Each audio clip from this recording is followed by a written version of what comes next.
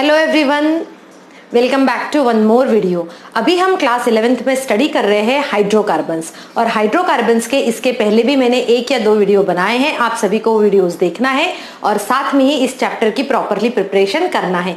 तो आज की इस क्लास में हम स्टार्ट करने वाले हैं हाइड्रोकार्बन्स का, और हाइड्रोकार्बन्स में भी हमने फर्स्ट टॉपिक स्टार्ट किया है और वो है एल्केन्स। तो आज की इस क्लास में हम स्टार्ट करने वाले हैं chemical properties of alkanes. So student, chemical properties of alkanes, इसके अंडर हम देखिए कौन कौन से टॉपिक्स जो है वो आज कवर करने वाले। कौन कौन से टॉपिक्स है वो देखिए। सबसे पहले तो है halogenation, controlled oxidation, isomerisation, aromatization and reaction with steam. So student, let's start with one by one. So first reaction जो हम अभी यहाँ पर start करने वाले हैं वो है halogenation reaction. Halogenation reaction student ये आती है एक टॉपिक के अंदर, और वो टॉपिक है सब्स्टिट्यूशन रिएक्शन, जिसको आपने क्लास 10th में पढ़ चुके हैं। सो देखो, सब्स्टिट्यूशन रिएक्शन मींस क्या होता है कि हाइड्रोकार्बन जो है, एल्केन जो है, एल्केन में सभी सिंगल बॉन्ड्स होते हैं, कार्बन होता है, हाइड्रोजन होता है। सो कार्बन, और उस हाइड्रोजन को अगर कोई ग्रुप रिप्रेजेंट करता है, रिप्लेस करता है, हम क्या कहेंगे, उस हाइड्रोकार्बन में से एक हाइड्रोजन को अगर कोई ग्रुप रिप्लेस करता है तो वो हो जाएगा सब्स्टिट्यूशन रिएक्शन। और हैलोजिनेशन रिएक्शन मींस क्या हुआ, समझो।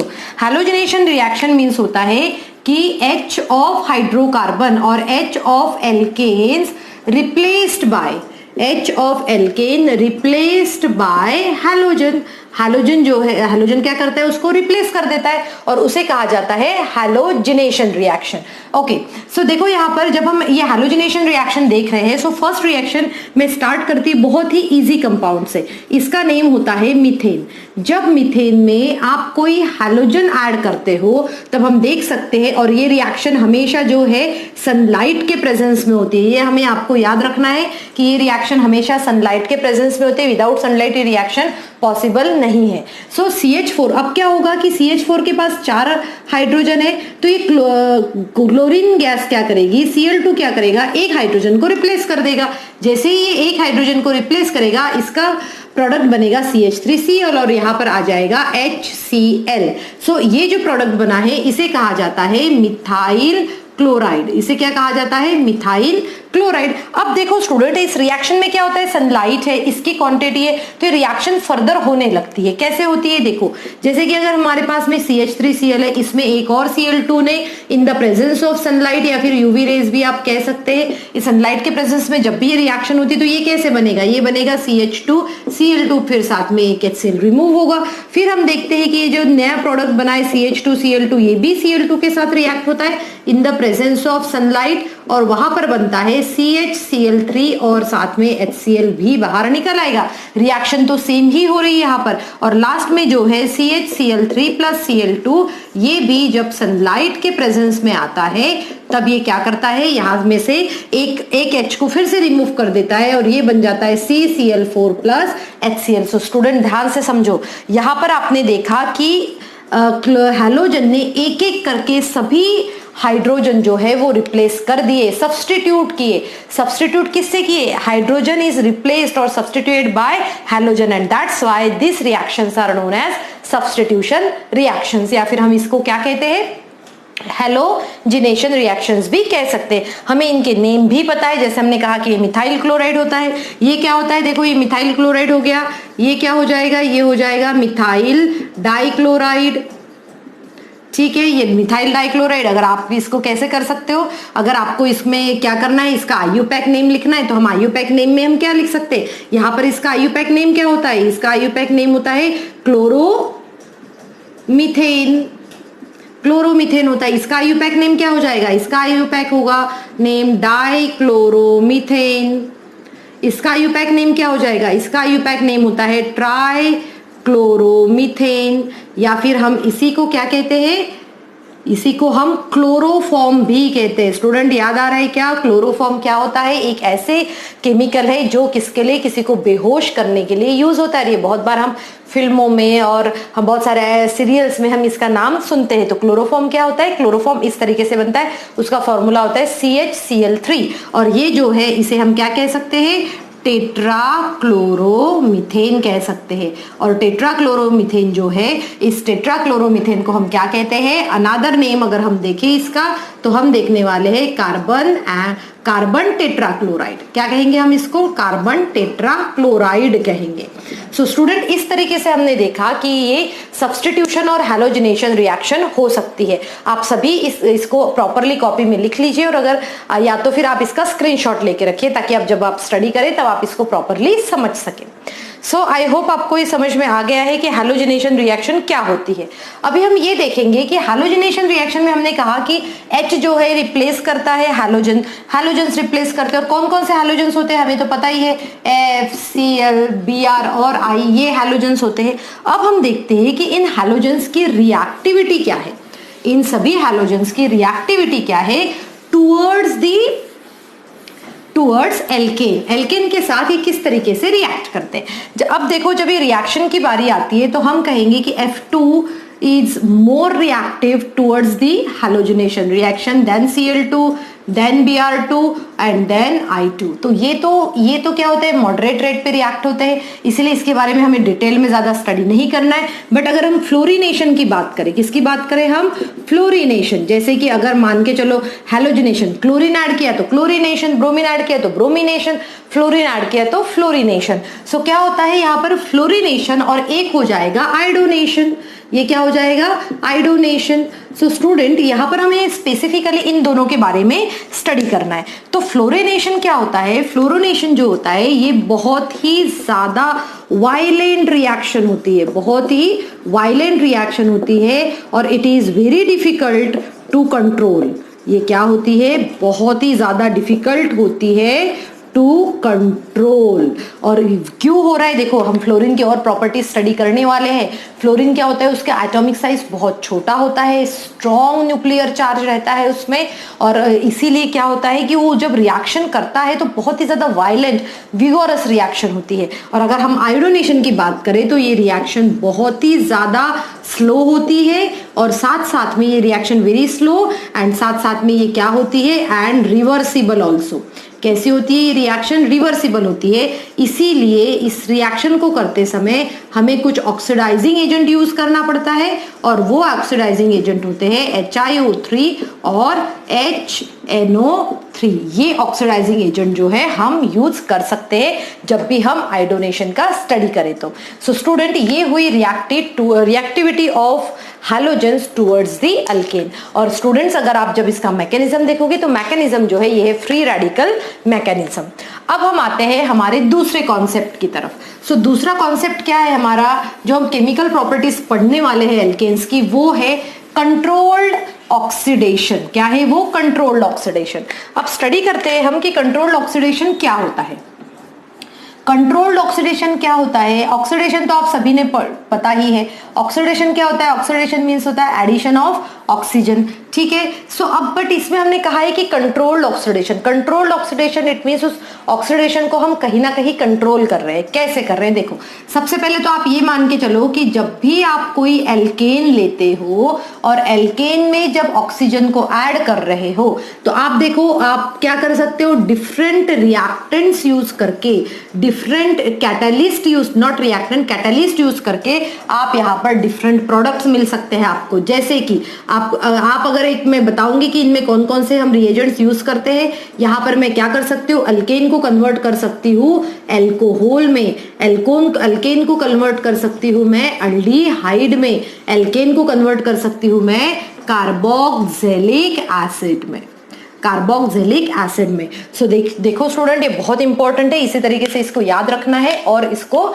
हमें प्रैक्टिस भी करना है कुछ क्वेश्चंस की। जैसे कि अगर मैं बात करूं, अभी हमने क्या कहा कि एल्केन केमिकल प्रॉपर्टीज जो है, और जब भी स्टूडेंट के क्वेश्चन आते हैं तो ये क्वेश्चन किस तरीके से आते हैं एग्जाम में कि हाउ टू कन्वर्ट, कोई भी एक आपको एल्केन दिया जाएगा और कहा जाएगा कि अल्कोहल में कन्वर्ट करो। तो ये कन्वर्जन के लिए ये जो रिएजेंट्स में जो यहाँ लिखने वाली वो बहुत ज्यादा इंपॉर्टेंट है। तो अगर आपको एल्केन को एल्कोहल में कन्वर्ट करना है तो आपको रिएजेंट होना चाहिए यहाँ पर कॉपर। क्या होना चाहिए? कॉपर। यहाँ पर चाहे तो हम ऐसे लिख लेते हैं ताकि थोड़ा समझ में आए हमें। कॉपर होना चाहिए, साथ में ही यहाँ 100 एटमॉस्फेयर टेम्परेचर होना चाहिए and 5 to 3 kelvin, 100 atmosphere pressure होना चाहिए, 5 to 3 केल्विन टेम्परेचर होना चाहिए। अब देखो, अगर मुझे एल्केन को कन्वर्ट करना है अल्डिहाइड में तो मुझे यहाँ पर यूज करना पड़ेगा MO2O3, जिसका नेम होता है मोलिब्डेनम। क्या है ये? Molybdenum oxide. ये मोलिब्डेनम ऑक्साइड है। With the help of molybdenum oxide हम एल्केन को किस में कन्वर्ट कर सकते हैं? अल्डिहाइड में कर सकते हैं। अब हम आते हैं हमारे लास्ट कार्बोक्सिलिक एसिड की तरफ। कार्बोक्सिलिक एसिड्स को के लिए हमें क्या रिएजेंट यूज करना पड़ता है? हमें जो रिएजेंट यूज करना पड़ता है वो होता है मैंगनीज एसीटेट। क्या यूज करते हैं हम? Manganese acetate. अब मैंगनीज एसीटेट की रिएक्शन होगी और फिर हम क्या देखेंगे? एल्केन कन्वर्ट हो रहा है कार्बोक्सिलिक एसिड में। जैसे फॉर एग्जांपल अभी मैं आपको समझाती हूँ। जैसे अगर देख लो, यहाँ पर मैं एक एग्जांपल ले रही हूँ CH4 का। अगर मैंने CH4O2 और यहाँ पर लिख दिया है copper 5 to 3 kelvin and 100 atmosphere, तो आपको पता होना चाहिए कि यहाँ पर जो एल्केन है, एल्केन किस में कन्वर्ट होगा? अल्कोहल में होगा। और फर्स्ट एक कार्बन वाला अल्कोहल कौन सा होता है? CH3OH होता है। तो वो हम इस तरीके से लिख सकते हैं। अब मैं अगर दूसरा एग्जाम्पल लूँ CH4 + O2 और इसमें लिख दो मैं यहाँ पर MO2O3, that is molybdenum oxide. तो मोलिब्डेनम ऑक्साइड जब ये देखता है तो हमें यहाँ पर अल्डिहाइड वो लिखना पड़ेगा जिसके पास में क्या है? एक कार्बन है। तो ये किस में कन्वर्ट हुआ? अल्डिहाइड में। जैसे इसका नाम क्या हुआ? इसका नाम है मिथेनॉल। इसका नाम क्या है? इसका नाम होता है मिथेनल, या फिर हम इसका अगर कॉमन नेम देखें तो ये क्या होता है? फॉर्मल्डिहाइड। ओके, नाउ अब थर्ड देखते हैं। अब थर्ड में मैं CH4 नहीं ले रही हूँ। वो इसीलिए नहीं ले रही हूँ क्योंकि हमें जो कार्बोक्सिलिक एसिड मिलेगा उसमें 2 कार्बन रहेंगे और इसीलिए मैं यहाँ पर लेती हूँ इथेन। ये आपको पता ही है, ये क्या है? मीथेन है। और यहाँ पर जो मैं यूज कर रही हूँ वो क्या है? इथेन है। सो इथेन जब रिएक्ट होता है ऑक्सीजन के साथ में in the presence of CH3COO whole twice Mn, तो यहाँ पर ये किस में हो जाएगा? कार्बोक्सिलिक एसिड में। तो कार्बोक्सिलिक एसिड कौन सा मिलेगा हमें यहाँ पर? CH3COOH।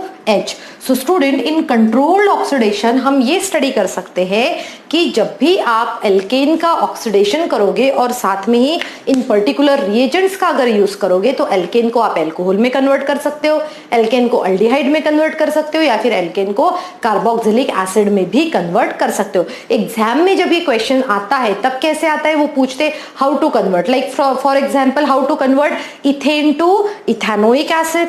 ये क्या है? इथेनोइक एसिड है। How to convert methane to methanal, how to convert propane to propanal. तो हम क्या कर रहे हैं? एल्केन को कन्वर्ट कर रहे हैं। जैसे मीथेन लिया मैंने, इथेन लिया होता तो ethane to ethanol, how to convert. तो आपको ये तीनों रिएजेंट अच्छे से याद रखना है, क्योंकि जब आप इसको अच्छे से याद रखेंगे तभी आप जो है इसके बेसिस पे क्वेश्चंस और कन्वर्जन कर पाएंगे। अब हम आते हैं हमारे, अभी तक देखो हमने कौन कौन से टॉपिक कवर कर लिए। हमने हैलोजिनेशन कवर कर लिया, हमने कंट्रोल्ड ऑक्सीडेशन कवर कर लिया। अब हम आते हैं हमारे आइसोमेराइजेशन पे। आइसोमेराइजेशन में क्या होता है? क्या ये टॉपिक आइसोमेराइजेशन, आइसोमेराइजेशन मींस क्या होता है स्टूडेंट? आइसोमर्स हम स्टडी कर चुके हैं। आइसोमर्स क्या होता है? जिनका मॉलिक्यूलर फॉर्मूला सेम रहता है एंड डिफरेंट स्ट्रक्चरल फॉर्मूला। तो यहाँ पर हम एक एग्जांपल लेते हैं, जैसे कि अगर मैंने एन हेक्सेन लिया है, क्या लिया मैंने एग्जांपल? N hexane. तो एन हेक्सेन लो, CH3 CH2 CH2 CH2 CH2 CH3, ठीक है। एक हमने एन हेक्सेन लिया, ये क्या है? स्ट्रेट चेन है। स्ट्रेट चेन है इसलिए मैंने क्या यूज किया? Word n hexane. जब आप इस स्ट्रेट चेन कंपाउंड को in the presence of anhydrous AlCl3, in the presence of anhydrous AlCl3 and HCl gas, जब आप इसको पास करते हो तब हमें जो प्रोडक्ट मिलता है उसमें क्या होता है? ये प्रोडक्ट में आप देखोगे कि आइसोमेरिक चेन मिलती है हमें क्या मिलता है, आइसोमेरिक चेन मिलती है, जिसमें देखो यहाँ पर ये n हेक्सेन है और ये क्या है, ये है आइसोहेक्सेन, ये आइसोहेक्सेन है। या फिर आपको ये प्रोडक्ट मिल सकता है या फिर दूसरा भी प्रोडक्ट हमें मिल सकता है, और वो प्रोडक्ट हम क्या कह सकते हैं, ये सभी देखो ये सभी क्या है, या हम कहेंगे chain isomers of each other. तो यहाँ पर ये आइसोहेक्सेन है, ये क्या है, ये है 3 मिथाइल हेक्सेन, और यहाँ पर हम क्या कह सकते हैं, आइसोहेक्सेन या फिर 2 मिथाइल हेक्सेन। सो स्टूडेंट, जब आप कंपेयर करोगे रिएक्टेंट में और प्रोडक्ट में, तब पता चलेगा कि due to presence of this one, और इस प्रोसेस को कहा जाता है isomerisation. Isomerisation it means to convert branch chain और to convert straight chain into branch chain, या फिर हम ये कह सकते हैं कि कुछ आइसोमर्स बनाना, उसे कहा जाता है आइसोमेरिज्म। अब हम आते हैं हमारे नेक्स्ट टॉपिक के ऊपर, और नेक्स्ट टॉपिक क्या है, एरोमेटाइजेशन। अब देखो एरोमेटाइजेशन मीन्स क्या होता है। एरोमेटाइजेशन के लिए जब भी आप ये रिएक्शन देख रहे हो तो इसके लिए आपको जो कार्बन चाहिए, क्या है ये प्रोसेस, एरोमेटाइजेशन। सो एरोमेटाइजेशन में क्या होता है कि जो भी आपको कार्बन चाहिए, दैट कार्बन शुड हैव जो 6 और 7 कार्बन चेन वाले आपको क्या चाहिए, 6 और 7 कार्बन एटम्स चाहिए रहते हैं। जैसे अगर मैंने मान के चलो मैंने n हेक्सेन लिया, अभी तो मैंने क्या किया था, n हेक्सेन को स्ट्रेट चेन में लिखा था। अभी देखो मैं उसी को किस तरीके से लिखती हूँ, जबकि है ये भी क्या है, एक स्ट्रेट चेन ही है, और वो स्ट्रेट चेन इसीलिए है क्योंकि इसमें कोई भी ब्रांचेस नहीं है। सो 1 2 3 4 5 6 ये हमने n हेक्सेन का स्ट्रक्चर लिख लिया है। अब क्या होता है कि जब n हेक्सेन जो है इन द प्रेजेंस ऑफ, अब देखो यहाँ पर काफी सारे रिएजेंट्स आपको दिखेंगे। यहाँ पर क्या होता है, एक आता है Cr2O3 या फिर V2O5 या फिर MOO3 in the presence of and approx 700 Kelvin and 7 to 20 atmospheric 10 to 20 atmospheric pressure. हम ये देखेंगे स्टूडेंट, चलो देखते हैं कि यहाँ पर जो हमने अभी यहाँ लिखा है कि इन सभी रिएजेंट्स के नेम क्या क्या है। इसे कहा जाता है क्रोमिक ऑक्साइड और क्रोमियम ऑक्साइड भी हम कह सकते हैं। ये होता है वेनाडियम पेंटॉक्साइड और ये है मोलिब्डेनम ऑक्साइड। मोलिब्डेनम ऑक्साइड में यहाँ 2 भी होना चाहिए, MO2O3। और ये जब आप इसको n हेक्सेन को हीट करते हो, तब आप देखोगे कि ये कन्वर्ट होगा एरोमेटिक रिंग में। एरोमेटिक रिंग मीन्स क्या होगा, यहाँ पर आ जाएगा CH यहाँ पर क्या है, CH2 और ये आ जाएगा यहाँ पर CH2। और स्टूडेंट इस तरीके से जो है यहाँ पर इसका ये जो रिएक्शन इस तरीके से होता है और ये क्या बनाता है, बेंजीन। इट मीन्स हम n हेक्सेन को बेंजीन में कन्वर्ट कर सकते हैं और इसी रिएक्शन को कहा जाता है एरोमेटाइजेशन। क्या कहते हैं हम इसको, एरोमेटाइजेशन। इट मीन्स हमने क्या किया, हमने जो n हेक्सेन जो एलिफेटिक हाइड्रोकार्बन था उसको हमने कन्वर्ट किया है एरोमेटिक। और एरोमेटिक क्या होता है, इसकी प्रॉपर्टीज क्या होती है, ये सभी हम इसी चैप्टर में स्टडी करने वाले हैं। अब हम आते हैं हमारे नेक्स्ट रिएक्शन की तरफ, और वो रिएक्शन क्या है, रिएक्शन विथ स्टीम। अब रिएक्शन विथ स्टीम की जब हम बात कर रहे हैं तो स्टूडेंट हमें ये देखना है कि अल्केन्स जो है वो किस तरीके से रिएक्ट करते हैं। सो हमने मीथेन लिया और ये क्या है, गैसियस स्टेट है, इसलिए मैंने यहाँ स्टीम लिख लेंगे हम। स्टीम, जब भी आप मीथेन गैस को स्टीम के ऊपर पास करते हो तब वहां पर फॉर्मेशन होता है कार्बन मोनोऑक्साइड का इन द प्रेजेंस ऑफ निकल ऑन हीटिंग कार्बन मोनोऑक्साइड, और साथ में ही ये बनाते हैं hydrogen gas. So student, this is the industrial preparation of hydrogen gas. ये क्या है, ये इंडस्ट्रियल प्रिपरेशन है, industrial preparation of hydrogen gas. So industrial preparation में हम ये देखेंगे कि मीथेन के ऊपर जब आप और मीथेन गैस को जब स्टीम के ऊपर पास किया जाता है तो वहां पर फॉर्म होता है हाइड्रोजन गैस और साथ में ही कार्बन मोनोऑक्साइड भी फॉर्म होता है। सो स्टूडेंट, आई होप आप सभी को आज की क्लास में मैंने जो भी पढ़ाया है वो अच्छे से समझ में आ गया होगा, और अगर आपको नहीं समझ में आया है तो आप मुझे बताइए, I will definitely clear your all doubts. Thank you students and